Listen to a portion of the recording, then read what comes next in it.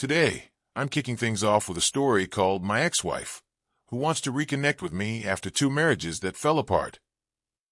This story centers on a guy, now 38, who, back when he was younger, fell for a woman who became his first and only wife. You'll see how, like many folks, I rushed into marriage way too young and didn't take enough time to really know her. Honestly, I picked the wrong person, and our marriage turned into a total mess. After we split up, my ex, not making the wisest choices, jumped into a second marriage that crashed and burned, then a third that went the same way.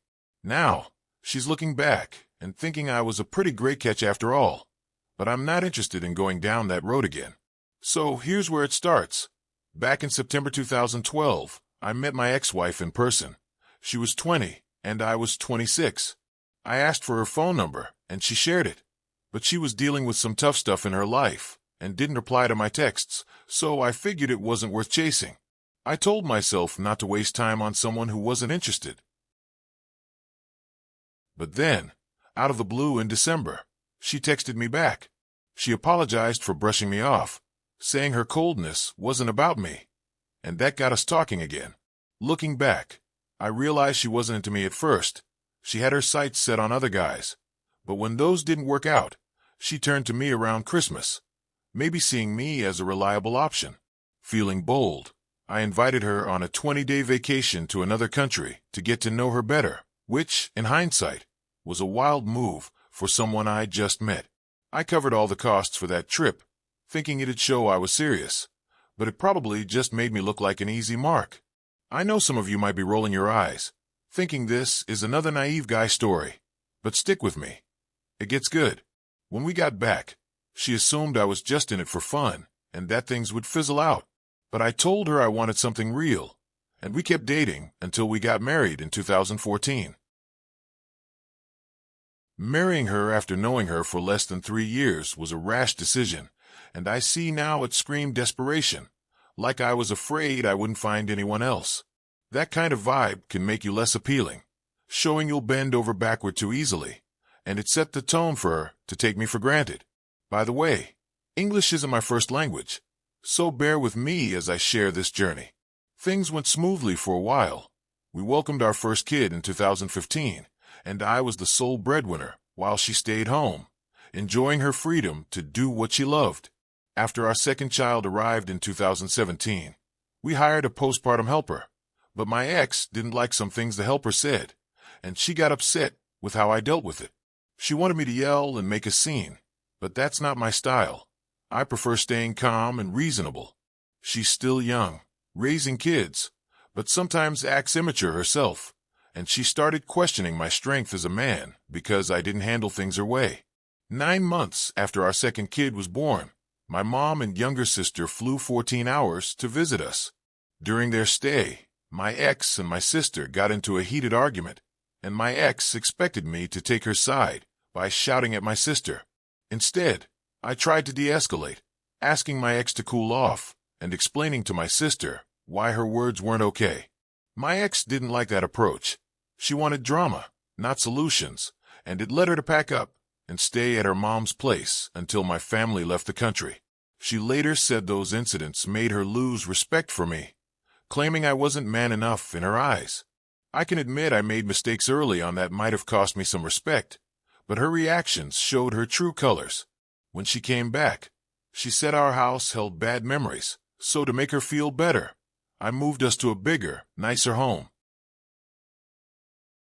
In 2019, after our son had heart surgery, we got a tax refund deposited into her account, and she took that money, partly mine, and left for another city. She lived there alone for 3 months, enjoying herself, while I stayed behind with our kids, including our son, who needed extra care after his surgery. That choice, leaving her family behind, showed she wasn't ready for the responsibility of being a mom or a partner, acting more like a carefree kid herself.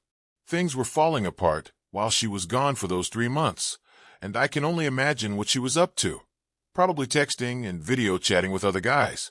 I suspect she was doing more than just talking, likely flirting or worse, though I'll keep it vague to avoid jumping to conclusions. After those 3 months, I drove to pick her up, and brought all her stuff back to our house. Even though part of me knew it was time to call it quits.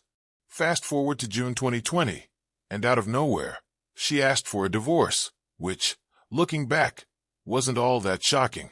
I begged her to work things out, thinking we could fix our issues, but she was dead set on ending it.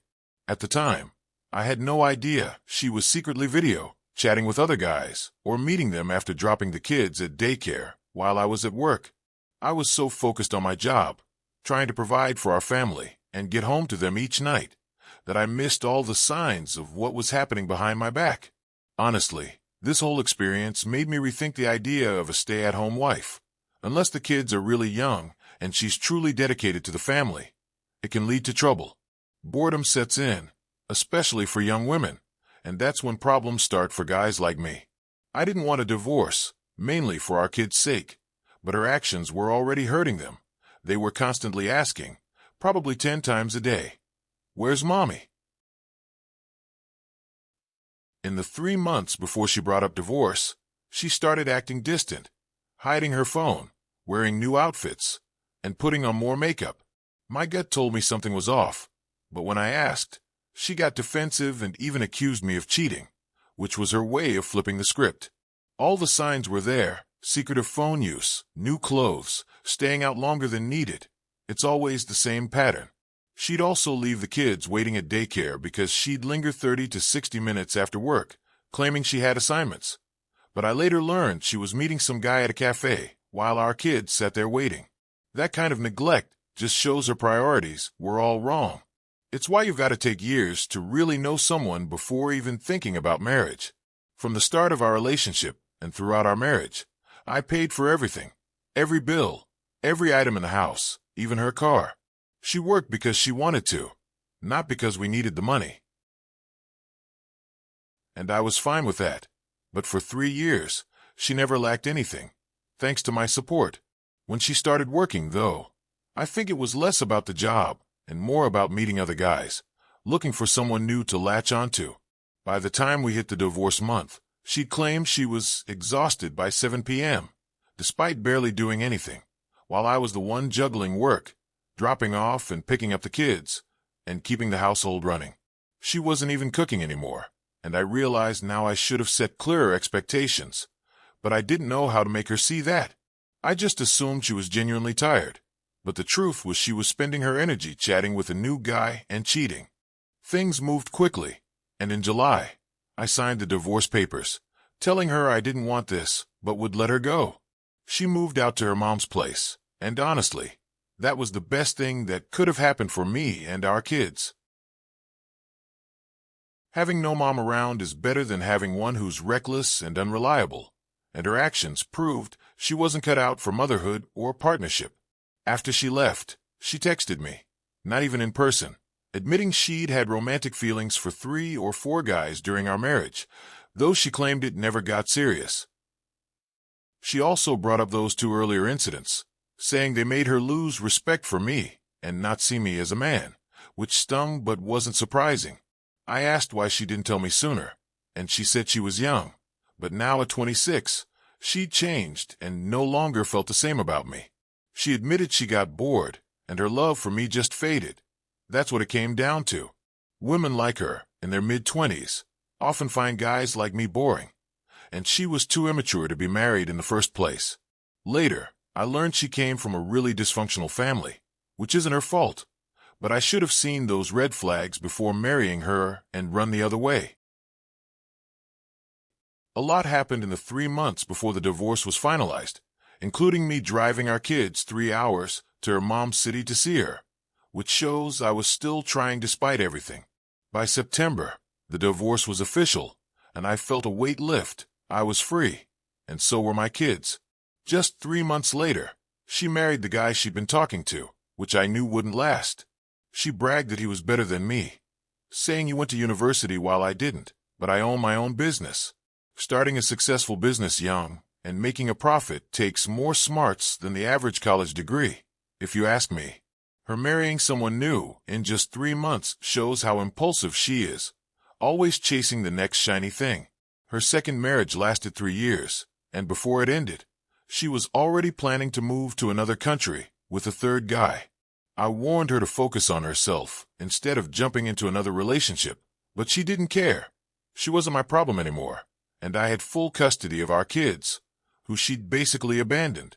True to form, she ignored my advice, married the third guy, and moved to a new country, blowing through all the money she'd saved over 3 years. That marriage lasted a measly 7 months, and she even got pregnant, but chose to end the pregnancy before returning to our country. By the end of 2023, I was in a place where I could look back and almost laugh at how things turned out. But my kids always remind me of her since they're a part of both of us. I adore my kids, and while I'm grateful for them, it's tough knowing she'll always be linked to my life in some way, unless I can legally keep her at a distance, depending on where we live. In January 2025, out of the blue, she texted me, asking if we could chat about our current situation, which didn't surprise me. They always seem to come back. I told her she could call, and she spilled about the problems in her second marriage, the mess with her third husband, and then asked if we could try dating again, to which I firmly said, "No way. That ship has sailed." For anyone new to this story, you might wonder why she's circling back. It's because she's hit rock bottom, with no money, fading looks, and fewer options. So she's hoping to charm her way back to the reliable guy she thinks she can manipulate. She sees me as a pushover because I made some mistakes early on, acting too eager and accommodating, and now she thinks she can waltz back in, live off me, and repeat her old patterns. Not happening. It's mind-boggling how someone can throw away a loving family and kids, chasing something they think will be better, only to crash and burn, which happens to so many people. She even admitted back in 2021 that other guys made her happier than our marriage, believing she'd find someone to top that. But the truth is, no one can fill that void for her. It's sad she only realized this after causing so much hurt. But that's not my burden to carry anymore. Even in her later marriages, she probably saw how much worse things were compared to the life we had with our kids. But that's her lesson to learn. I'm new to sharing my story on platforms like Reddit, and since English isn't my first language, my writing might come off a bit clunky. So bear with me. Since March 2020, I haven't dated or even thought about being with anyone. I've been all about my kids, who've been my reason to keep going. Without them, I don't know where I'd be, and I'm proud to be a solid dad despite everything that's happened. People often hear stories in movies, songs, or the media about deadbeat dads abandoning their kids. But my experience flips that script. Too many young women today get married for the social media hype, like TikTok videos or Instagram posts, and when real life hits, they're not ready to be moms. Meanwhile, dads like me step up to handle the real responsibilities. I can't say I don't have any feelings for my ex. I loved her deeply once and still care about her well-being, but it's not the same anymore. I'm heartbroken for my kids, who don't have a mom in their lives, and I feel guilty for choosing the wrong person to be their mother. But I've moved past my own feelings and see her for who she is now, not the person I thought she was. Truth is, this is who she's always been. I was just too blind to see it, caught up in her charm, probably her beauty, and all the sweet things she said that I wanted to hear. I might have watched too many romantic movies back then, thinking love would fix everything. But I was naive, like a lot of guys out there. Don't think for a second she changed into this person. She was always reckless, and I missed the signs. That's why you've got to take years to really know someone before committing. That's the end of my story, and it proves they often come back. But I get the last laugh by moving on. I hope I've learned from this, and if I ever date again, I won't rush into anything, especially not for the sake of giving my kids a new mom. I'm not taking her back, and I'm relieved about that. I shared some extra details in response to comments people left, like about her parents, who are a whole other mess. They treated her poorly, and I met her mom once, but never her dad because she warned me it'd be a bad idea. Her parents were terrible role models. In my 20s, I was too busy with work and life to dwell on it. But later, I realized how much her family's issues shaped her. If someone's family is dysfunctional, even if it's not their fault, it's a red flag. They might end up like them, unless they've clearly cut ties for good reasons. There are rare exceptions, like if she's amazing and has distanced herself from a toxic family. But if she's close to a chaotic bunch, that drama will likely become your life. Another detail is about her mom, who once told my ex that cheating is a smart way to keep a marriage going. Just stay with the guy and use his money. That's the kind of mindset I married into, and it's wild I didn't see it sooner. Legally, she's supposed to see our kids 1 day a month, on the second week, but she skipped visits for 3 to 4 months at a time, and after leaving the country with her third husband, she didn't see them for over a year. Now that we're in a different country, her absence is even more glaring, and it's tough on the kids. She's basically abandoned them, and I believe that should legally justify cutting her off from visitation rights. I have full custody, so she can't do much even if she tries, and I've kept detailed records of everything, including proof she's unfit as a mother. Looking back, I think I excused her childish behavior, hoping she'd grow up, especially since we had kids. If we didn't have kids, I wouldn't have overlooked so much, but I stayed for them, which was a mistake. I should have set firmer boundaries, but the big issues really ramped up after our second kid in late 2017. I was clueless because I was working long hours, leaving at 7 a.m. and getting home around 6 p.m., running my business and trying to provide. I didn't know what she was up to, and I trusted her too much. Most of what I've shared only came to light after she left in 2021 and admitted things. I thought maybe postpartum depression or hormones were at play, so I tried to be patient, but I didn't realize how deep her issues ran. I was young and inexperienced, like a lot of guys, but now, at 38, with my kids around 7 and 9, I'm wiser. I've got a good thing going with my kids, and I won't mess it up. I made mistakes when I was younger, but I was a good husband and dad, and I won't let my ex drag me down again. She'll never change. I'm glad I came out stronger, and I've got the last laugh. Thanks for sticking with my story, folks. Let me know what you think, and I'll catch you in the next one.